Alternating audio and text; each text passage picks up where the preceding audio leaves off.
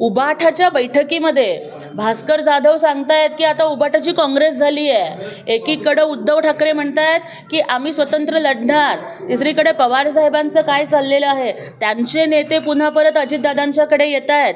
उबाठाचे तर नेते अक्षरशः वेटिंग लिस्टमध्ये आहेत. अनेक मोठे चेहरे हे महापालिका निवडणुकांच्या आधी एक प्रचंड मोठा भूकंप होईल आणि उबाठा ही खऱ्या अर्थानं शिल्लक सेना बनेल अशा पद्धतीची परिस्थिती निर्माण झालेली आहे.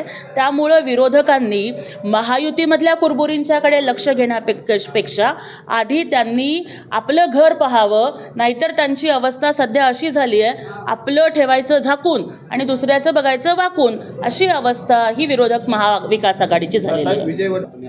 वडेट्टीवार साहेब, आपण आधी आपला पक्ष कसा संपलाय तर आपण आधी बघावं आपल्या पक्षाचं किती मोठं अस्तित्व शिल्लक आहे. बरं, आपलं नेतृत्व जर एवढं सक्षम होतं तर निवडणुकीमध्ये एवढा मोठा फटका का बसला? त्यामुळे थोडं आत्मपरीक्षण वडेट्टीवार साहेबांनी करावं.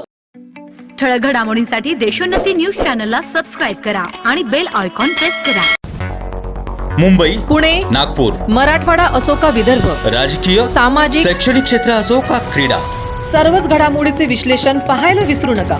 फक्त देशोन्नती न्यूजवर.